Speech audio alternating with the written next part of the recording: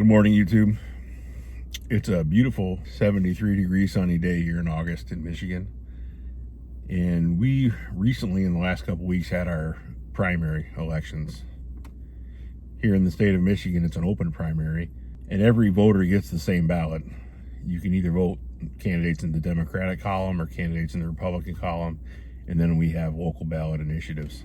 So this year, when I got my ballot, I scanned down the columns and I looked at the Republican side, and all I could see was the images in my mind from over the winter in Minnesota when I saw American citizens getting tackled in the streets, dragged out of houses, dragged out of cars, dragged out of hotel rooms, and even shot and killed in the street by a faceless and nameless army of federal troops.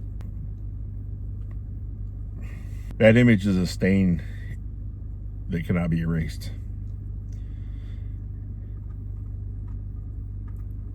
That was perpetrated by a Republican president and a Republican-controlled Senate and House, as they all sat idly by and watched the abuses happen. Citizens' rights were trampled and even trampled to death in a couple instances. I cannot forget that. And I looked at what's happened in the months since then. And after the worst of that unfolded in front of us came the Epstein file release. And there again, Republican president, Republican Congress.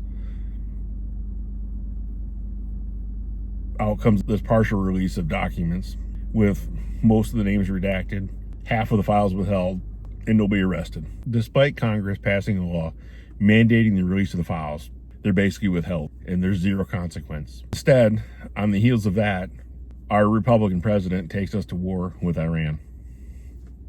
Unilaterally, unprovoked, without any attack on the United States by Iran, or any imminent attack on the United States by Iran, one man was able to just take us to war because he wanted to.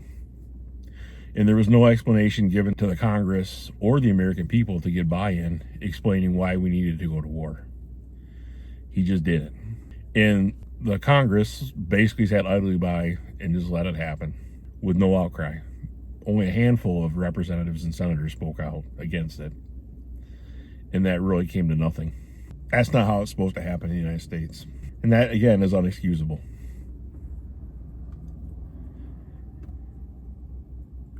And what has that done for us as Americans? It's driven up every cost we have further. I'm sitting out here behind a gas station right now, and gas is $4.39.9 here by me. My son wanted to start college. Student loan interest is between 9 and 10% for him to borrow money to start college. It's crazy. Every cost we have is rising and escalating everywhere. And this has all happened with Republican control of the presidency and the Congress. And then I look at the national deficit, and it's went up $5 trillion since January of 2025. When the Republicans took full control of the presidency and the Congress, they have full control of the purse. They have spent an excess $5 trillion beyond what the revenues were for zero visible benefit to the American people. I cannot think of one way that life has gotten materially better, or anybody I know of, because of that $5 trillion of borrowing. So when I looked at the ballot, I thought, what does America need? America needs to get out of this war in Iran, and America needs safety and security on its streets and protection from its own government. And so looking at those columns on the ballot, there was the only candidates I could see on a national level that offered guaranteed that they would fight for those things were on the Democratic ballot. And the two that stand out to me I just want to mention today are Abdul El-Sayed and William Lawrence. Both progressive Democrats. And so I laid aside every issue I've had voted on for the last almost 40 years. And I said, this is what the country needs most now. And I voted for Abdul El-Sayed and I voted for William Lawrence. I voted for progressive Democrats in the primary for the first time in my life that I can remember ever. And I plan to do the same thing in November.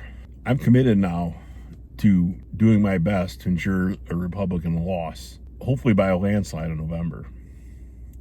I fully intend to try and persuade my friends and my family to do the same.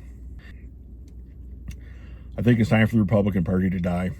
It's time for a new party that will focus on American needs and the peace and prosperity and physical and financial health of the American citizens, and place that above all other interests. I think American can lead by example and be much more successful than trying to rule the world by force. I firmly believe that Americans want to be friends with their neighbors. They want to be kind to strangers. And I think we want to be well respected by people we know and people we don't know. And that's my hope for America. And that's how I'm going to vote. I'm going to vote for a better America. And I'll align myself with whatever party I think is going to take the next step to get us there.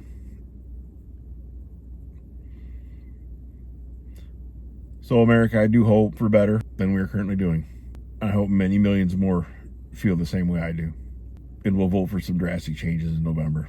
With that, I'm going to get back to drinking my morning coffee here. And I'll see you on the next one. Bye, YouTube.